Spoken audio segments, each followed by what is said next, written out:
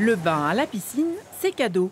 Depuis dimanche et jusqu'à la fin de l'épisode caniculaire, les bassins municipaux sont gratuits pour le plus grand plaisir des Marseillais.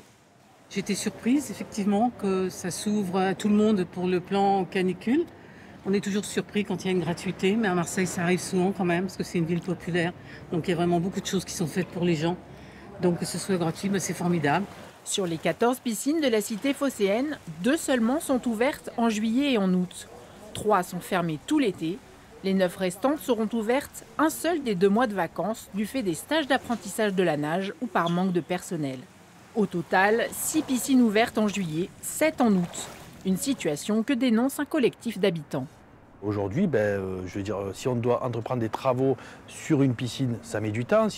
Dès qu'on nous annonce l'ouverture d'une piscine, ça met du temps.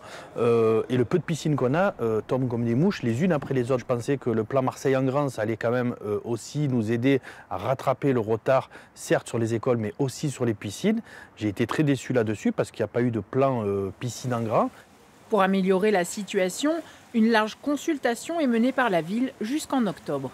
Les Marseillaises et Marseillais sont amenés à répondre à des questionnaires qui sont en ligne actuellement autour de l'accès à l'eau pour favoriser l'apprentissage de la natation d'une part, mais pour aussi favoriser l'accès aux piscines de la ville de Marseille. Un plan qui pourra prévoir des ouvertures de nouvelles piscines ou pourra étendre les ouvertures actuelles.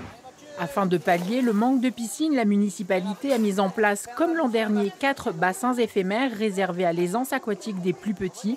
Le projet controversé de reconstruction des piscines Nord et de Lumini avec un partenariat privé devrait coûter 75 millions d'euros s'il voit le jour.